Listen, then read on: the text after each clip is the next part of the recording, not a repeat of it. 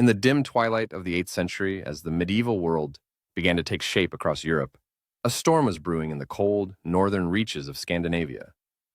From the dense forests of Sweden, the rugged fjords of Norway, and the low-lying coasts of Denmark, a people were preparing to unleash themselves upon an unsuspecting continent.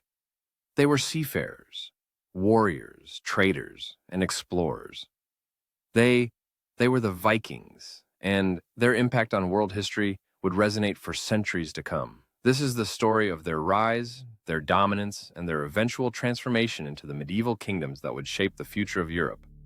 Long before the first Viking longship ever touched foreign shores, Scandinavia was a land of scattered settlements and fragmented power. The region's geography played a fundamental role in shaping the societies that inhabited it. Dense forests blanketed much of the interior, while countless rivers, lakes, and coastal inlets carved through the landscape. Overland travel was arduous and often impractical, which meant that the people of Scandinavia naturally turned to the water as their primary means of transportation and communication. This maritime orientation would prove to be the defining characteristic of Viking culture and the key to their eventual expansion across the known world. By the 6th and 7th centuries, Scandinavian society had organized itself into kinship-based communities led by local chieftains. These leaders derived their authority from several sources, including land ownership, personal charisma, success in warfare, and the ability to redistribute wealth to their followers. Political power was highly decentralized, with no overarching kingdom or centralized authority to unite the various tribes and settlements.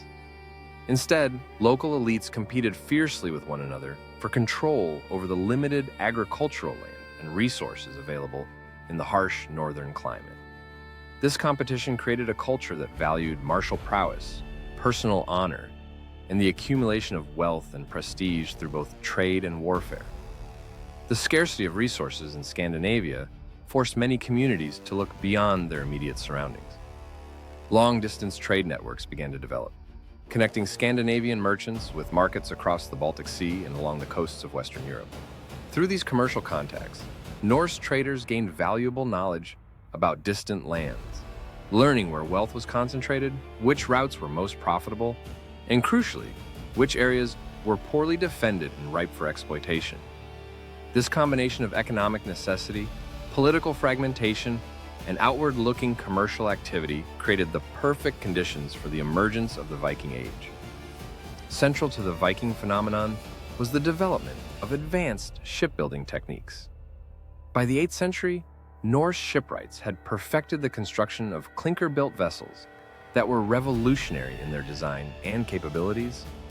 These ships were built using overlapping planks that were riveted together, creating a hull that was simultaneously light, flexible, and remarkably strong.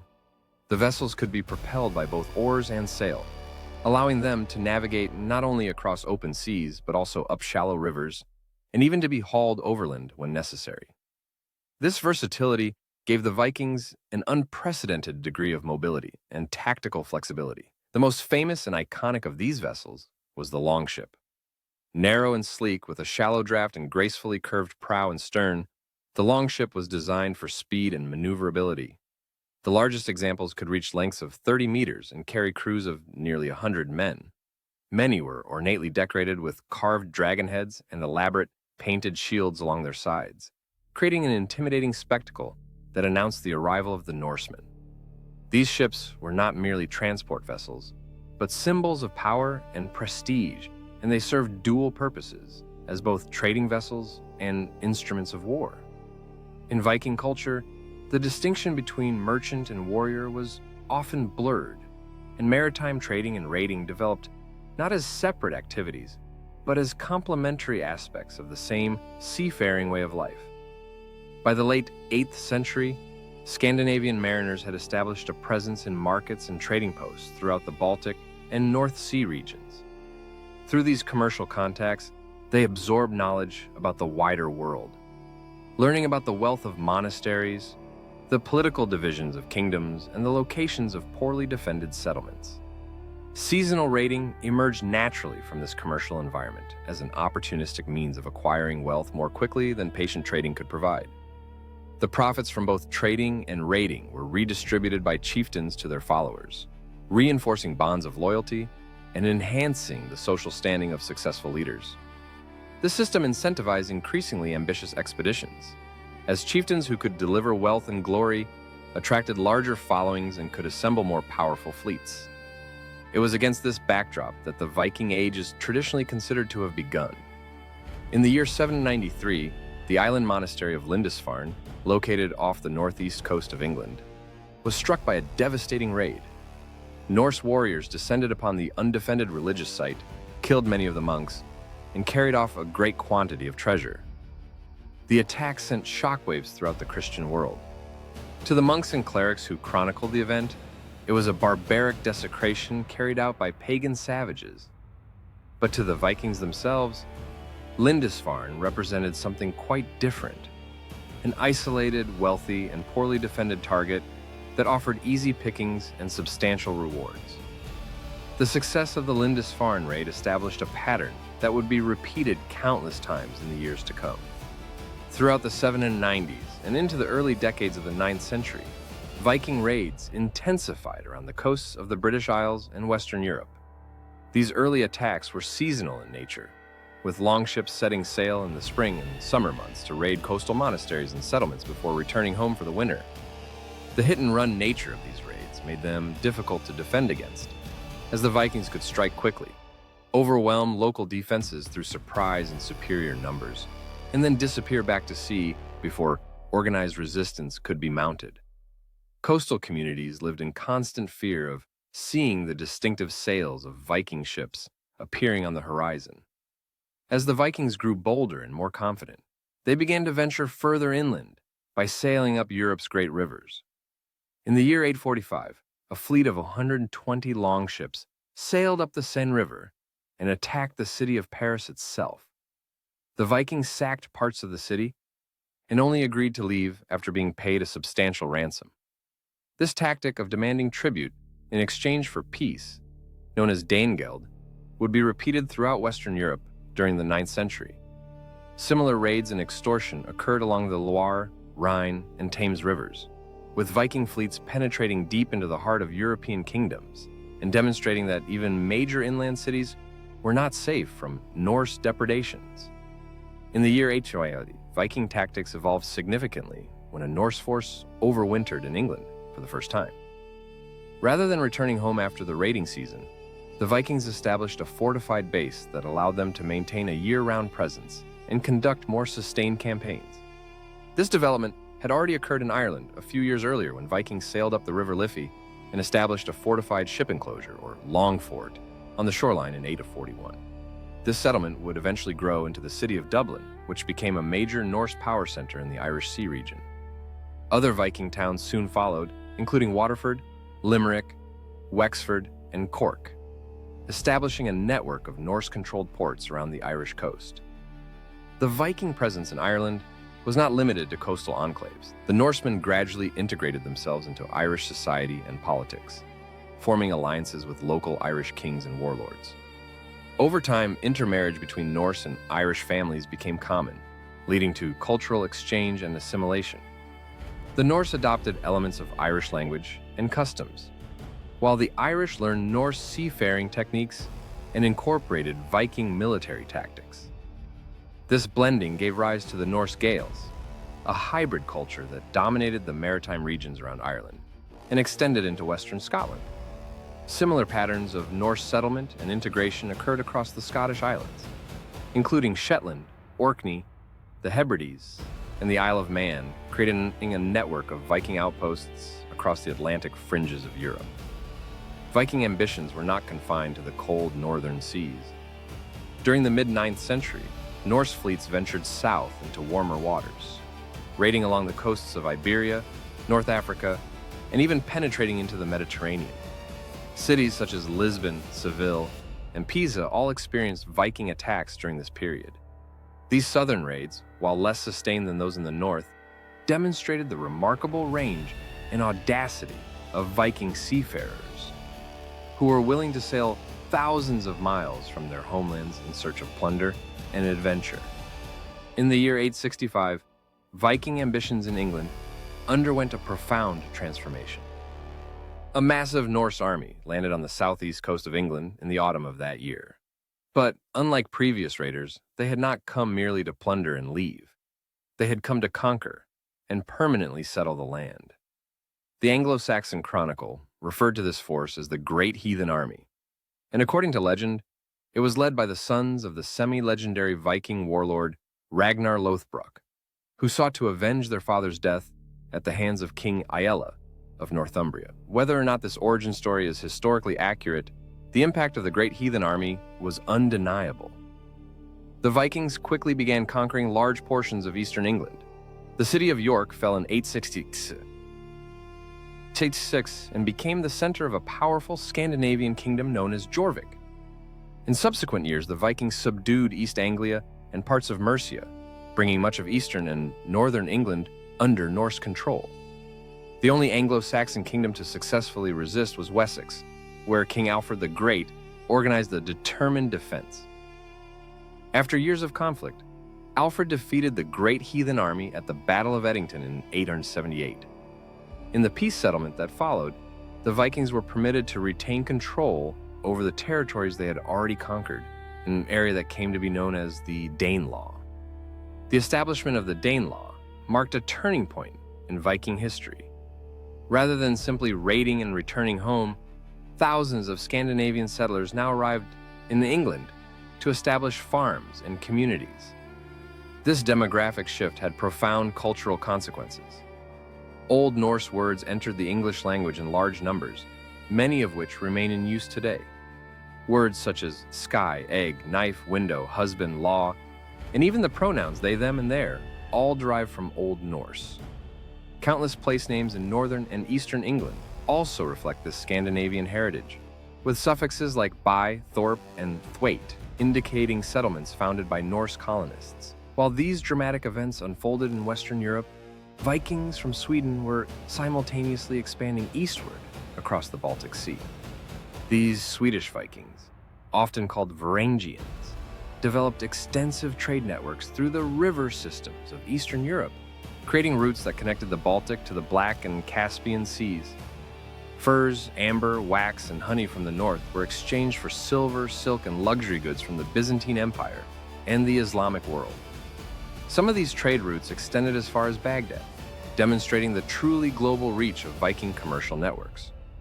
As in the West, the Vikings in the East did not merely trade, but also integrated themselves into local political structures. In 862, a Viking leader named Rurik established control over Novgorod. And in 882, one of his followers named Oleg seized the city of Kiev. These conquests laid the foundations of Kievan Rus, a powerful medieval state that would dominate much of Eastern Europe for the next 4 centuries. Over time, the Scandinavian ruling class of Kievan Rus assimilated with the local Slavic population, adopting Slavic language and customs while maintaining their position as the political elite. The eastern trade routes also brought Vikings into contact with Constantinople, the magnificent capital of the Byzantine Empire and the largest, wealthiest city in the Christian world.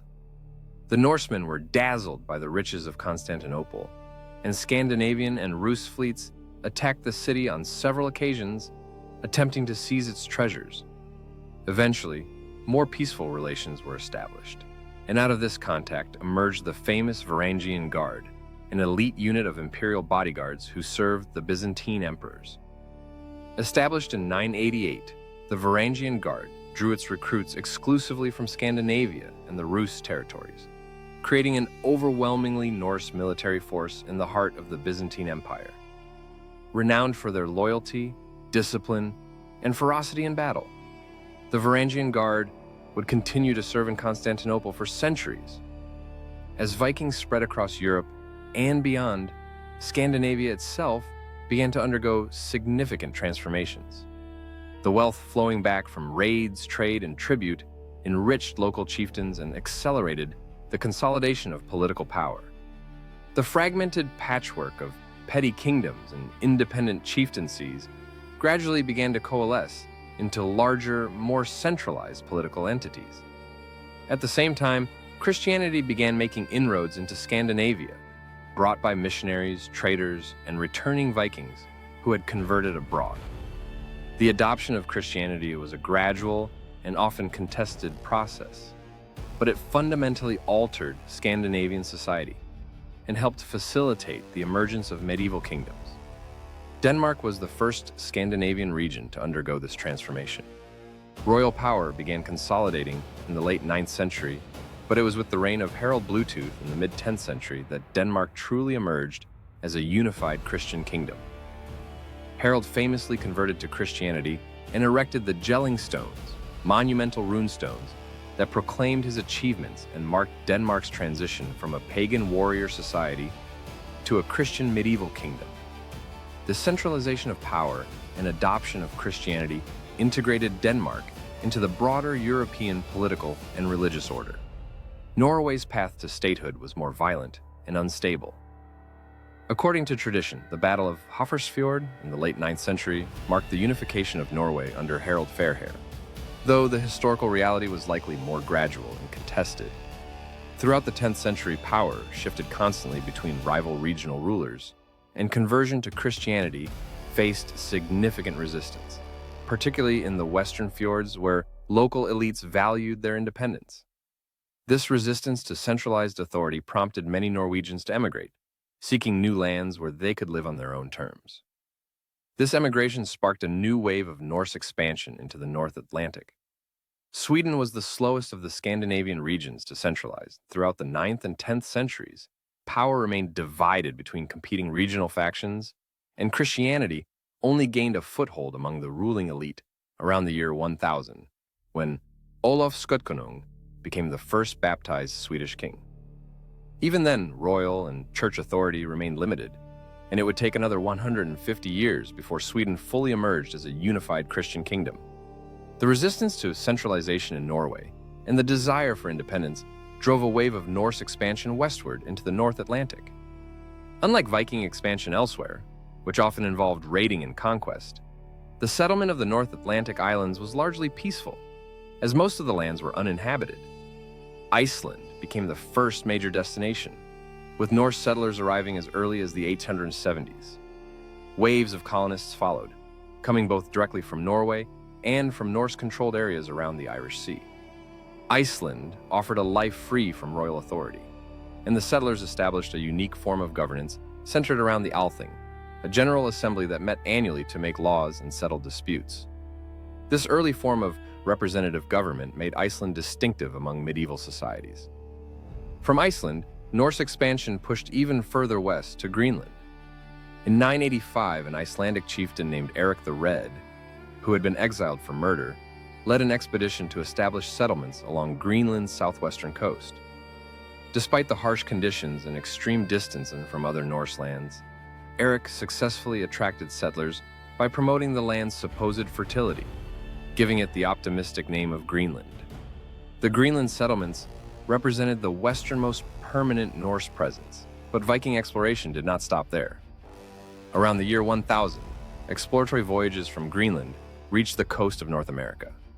Under the leadership of Leif Erikson, Vikings explored areas they called Helluland, Markland, and Vinland, corresponding roughly to modern-day Baffin Island, Labrador, and Newfoundland.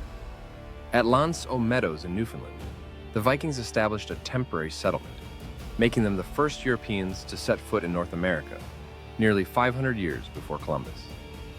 The Vikings encountered indigenous peoples whom they called Skraelings, and relations alternated between peaceful trade and violent conflict.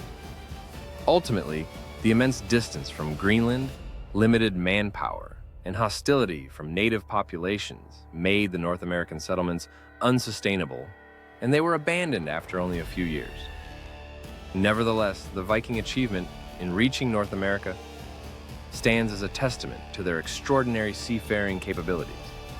By the turn of the millennium, the Viking Age had reached its zenith, but signs of decline were already appearing. In England, the territories of the Danelaw were gradually reconquered by the Anglo-Saxons during the early 10th century and incorporated into the newly unified Kingdom of England in 927. The Vikings attempted to reassert their power at the Battle of Brunanburh in 937, but their defeat by King Athelstan effectively ended their hopes of re-establishing independent Norse rule in England. However, areas of northern and eastern England retained strong Scandinavian cultural influences, and Danish raids resumed in the late 10th century, culminating in a final period of Norse rule over England. In 1013, the Danish king Sweyn Forkbeard launched a full-scale invasion of England and successfully seized the throne. His son, Canute, completed the conquest in 1016 and went on to create a North Sea empire that united England, Denmark, and Norway under a single ruler. This empire represented the apex of Viking political power, but it proved fragile. After Canute's death in 1035, succession disputes weakened the empire's cohesion, and by 1042, the English throne had returned to the Anglo-Saxon dynasty under Edward the Confessor. Nevertheless, England remained deeply connected to Scandinavia, a factor that would have profound consequences in the decades to come. In Ireland, a similar pattern of decline unfolded. By the late 10th and early 11th centuries, Irish rulers had begun challenging Viking dominance. These tensions culminated at the Battle of Clontarf in 1014, where the Irish High King Brian Boru defeated a coalition of Vikings and their Irish allies. Although Brian was killed in the battle, his victory marked the effective end of Viking political dominance in Ireland. The Norse remained in the towns they had founded, but they were increasingly absorbed into Gaelic society and ceased to exist as a distinct ethnic group. The event that is traditionally considered to mark the end of the Viking Age occurred in 1066. When Edward the Confessor died without an heir, the English throne became contested between three claimants. Harold Godwinson was chosen as king by the English nobility, but Harald Hardrada of Norway, claiming ancestral rights dating back to Knuth's North Sea Empire, assembled an invasion force. Hardrada landed in northern England and won an initial victory, but Harold Godwinson marched rapidly north and met the Norwegian army at the Battle of Stamford Bridge on September 25, 1066. Hardrada was killed in the fighting, reportedly by an arrow through the throat, and his army was decisively defeated. This battle marked the last major Viking invasion of England and is often cited as the symbolic end of the Viking Age. Yet even as one Viking invasion ended, another was about to succeed. William, Duke of Normandy, was also preparing to claim the English throne. Normandy itself had been founded by Vikings in the early 10th century, when the Norse leader Rollo was granted lands by the Frankish king in exchange for allegiance and conversion to Christianity. Over subsequent generations, Rollo's descendants had assimilated into French culture, adopting the French language and customs. When William invaded England and defeated Harold at the Battle of Hastings on October 14, 1066, it was a Norman French dynasty with Viking origins that took control of England, bringing the Viking Age full circle. As Europe entered the High Middle Ages, the legacy of the Vikings gradually faded. Norse settlers throughout Europe blended into local populations, becoming increasingly indistinguishable from their neighbors. In England, Normandy, and Ireland, Scandinavian communities were absorbed within a few generations, though their influence endured in language, place names, and settlement patterns. In Scotland, Viking influence persisted longer in the Northern and Western Isles, which remained under Norwegian sovereignty until the 13th century. In Eastern Europe, Kievan Rus developed into a major power, but its Scandinavian origins faded as Slavic culture and language came to dominate. The Varangian Guard continued serving in Constantinople until the city's fall to the Ottomans in 1453, providing one of the last direct connections to the Viking world. In Scandinavia itself, the transformation was most profound. Denmark, Norway, and Sweden emerged as centralized Christian kingdoms, integrated into medieval European civilization. As raiding gave way to taxation, warrior bands evolved into royal armies, and pagan beliefs were replaced by Christian doctrine. The distinctive culture of the Viking Age disappeared. By the 13th century, the Vikings had ceased to exist as a distinct people, not because they were conquered or destroyed, but because they had adapted, assimilated, and transformed themselves wherever they had settled. The age of the Vikings had ended, but their impact on European history culture, and genetics would endure for centuries to come, shaping the medieval world and leaving an indelible mark on the development of Western civilization.